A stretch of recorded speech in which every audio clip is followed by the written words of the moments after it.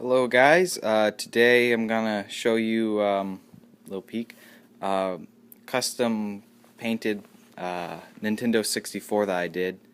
I'm doing this video kind of just to show it a little bit and hopefully get a few people interested. Unfortunately I'm moving, so I'm parting with a lot of my extras.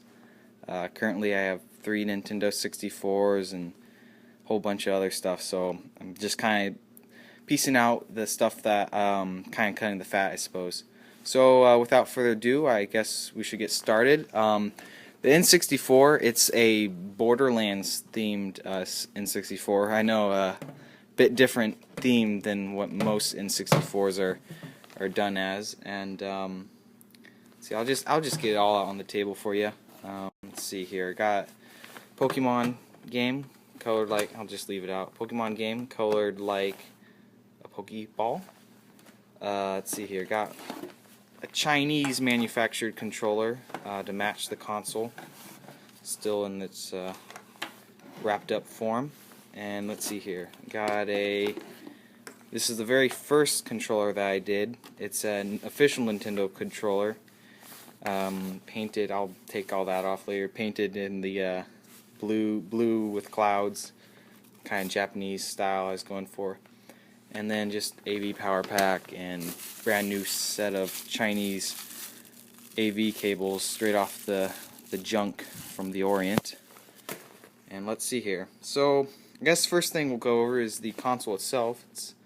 Overall the console, it turned out all right. You know, of course, every time you do something, you know, you find mistakes in your own work, and that's all you can see. But purposely distressed, and then I accented it with the black to kind of give it that Borderlands look with the cell shading, and it has the white stripe that goes down the middle with the yellow, and as you can see it's very glossy. It's got a nice shine to it, very nice. Let's see here, do this without dropping it. It's very slick from the wax. Oh yeah, and I used automotive touch-up paint and polish, then followed that with wax. Let's see here. Let's see some of the details. There we go. Go for the side now. Here's kind of the side. The back. I didn't really care about where the power slot went. Kind of was irrelevant because once the power slot's in, you can't really tell anyways. But there's the AV cable. And I covered up all the stickers. The stickers are there. Here's the other side. Really shiny. And here's the back side. Try to keep all the stickers once again. No stickers here. I didn't do anything to the feet. I wanted to keep the feet black to kind of go with the rest of it. And that's kind of just overall the aesthetics of it. I found this N64 at a flea market, and it was really dirty. So it has the power pack or jumper pack in there. And I found it at a flea market. It was really dirty, and I took it home and cleaned it up, and it turned out all right. Then I got this off eBay from Chinese manufacturer. It's a third-party controller, brand new. This one turned out really well. This was the last one that I painted actually before I had to start packing up. This one has a phenomenal shine to it, and the backside as well. Backside has a good shine to it, and see the buttons. All the buttons have been kind of accented in the same way to match the controller. The silver, that's just vinyl, like car vinyl. And the buttons, joystick. The joystick, very stiff. I haven't played with this at all. Well, I'll show you a video of actually using everything. This is the first controller that I use. I'll unwrap it for you. Or first controller that I painted. So it's definitely amateurish, I'd have to say. It has a lot of little flaws with it, but overall it's still quite a handsome controller in my opinion. Let's see here. There we go. Oops. Slid off. And there we go. Okay. So here we are. This one has a great shine to it. I did not use automotive paint on this one like I did for the two Borderlands themed ones. For this one I just used regular glossy spray paint, Rust-Oleum, and for everything. This whole thing's done with just spray paint. And unfortunately though, I used Krylon. This is before I really knew the difference between paints and the required amount of paint thinner. And I used a Krylon clear coat, and it didn't quite protect it to the degree that I wanted. In fact, it kind of bubbled the paint there in the corner. I don't know if you can see. I'm kind of get focus. See, focus. There we go.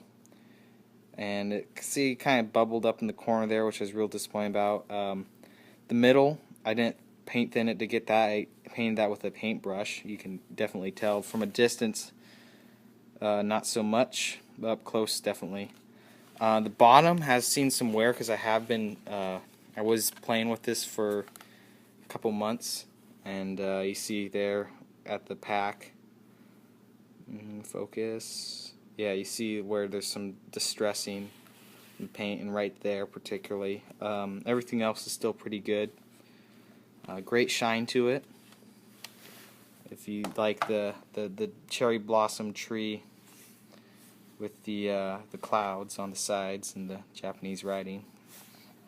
And then finally, this is a N64 Pokemon Stadium game that I found at a record store. It's in pretty bad shape, and I thought, hey, let's try something new with it. Let's paint it, and so that's what I did. I painted it.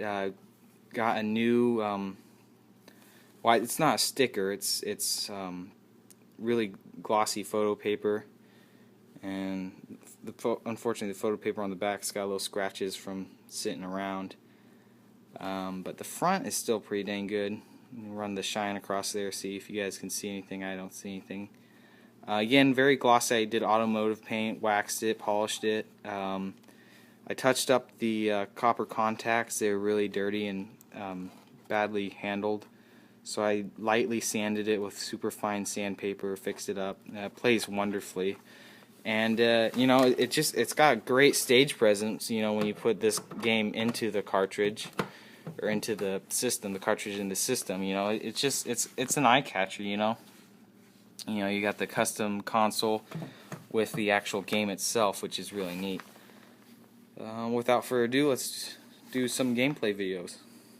Alrighty, so now we'll go over the console and just make sure that the game works there. And I got the two controllers hooked up. Got the Borderlands controller hooked up in player slot 1, and the Japanese theme controller in the first slot. And so we'll slide in our Pokemon game. There we go. And let's see, make sure the TV's on. Oh yes, TV is on, and we're good to go. Power goes on, and we got Pokemon working great. Good little monsters going on. Now let's just quickly look at the controllers. There we go. Right, controller, Borderland controller. I'll just go over it real quick so you guys. I won't play through a whole game for you. A works really well. B works really well. Start button works really well. Joystick works perfectly. Z button works well. Let's see here. C buttons all work great. Let's see. I can't reach this R button works good. But I noticed the problem with the Chinese manufactured controllers that the R buttons, they're a little, they don't fit quite right. So you see they kind of have a offset kind of gap in there, and I don't know. They work perfectly. It's just they're really stiff. I don't know if you can see that. Really stiff. Same with this one. Really stiff. But for them, you know, they just. It was like that when I got it. Just stiff. I'm thinking maybe if I sand around it, give it more room to wiggle. I'll do that and wax it again. D-pad works. Oh, let's see here. Let's go with the D-pad. Let's start. D-pad works great. I noticed on the left, It's a little unresponsive. Let's see here. You can kind of hear that noise. I'm not sure what quite is wrong. It works perfectly. It's just there's kind of like a delay with it for some reason. And that's that. Now let's go to the Japanese controller.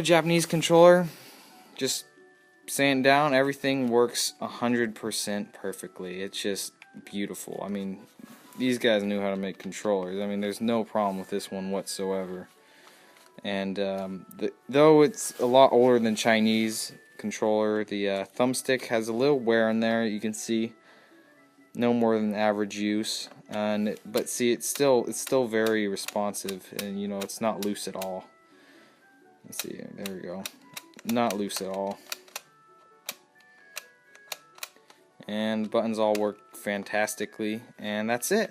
And the game works very well as well, as you can see. And there it is over there. Zoom in on it. Oh, okay. That's it. And turn off the power.